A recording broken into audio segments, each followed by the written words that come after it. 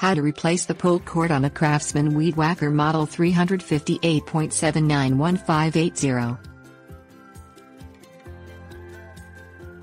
Craftsman is the name of quality tools owned, operated and sold at Sears retail stores.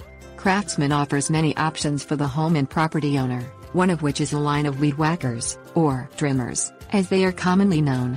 Like nearly anything mechanical, some DIY maintenance is required to keep the trimmer working. In this case, that may mean replacing the pull starter cord on a gas-powered Craftsman Model 358.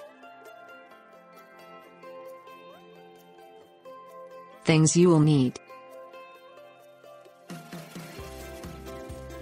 Phillips head screwdriver. Small cup recommended. New cord. Set the weedwhacker out on a flat and stable surface and use a Phillips head screwdriver to remove all the holding screws that anchor the cover over the starter, which is located at the rear of the whacker's engine near the exhaust valve. Unscrew the screws, remove them and place them in a cup to prevent them from rolling off and possibly getting lost. Pull the cover loose from the whacker. The starter cord assembly is anchored to the inside of the cover, so be ready to catch the pulley in case it is loose inside the casing. Unravel the coiled cord, or what remains of it if the cord has broken. Once you get to the end of the cord, depress the lock tab to release the end and free it from the pulley. Open up the new cord's packaging and thread the plastic end of the cord through the hole by again depressing the lock tab.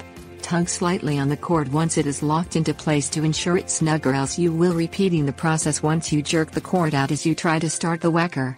Hold the cord taut and slowly wrap coils of cord around the pulley. Once you get to the end, tie a loose fitting knot in the cord, then slide the knot down so it is flush with the metal tab on the inside of the pulley. Tug again on the wound cord to add tension to the recoil spring, then place the pulley back inside the cover. Snap the cover in place on the rear of the whacker and rescrew the holding screws in place.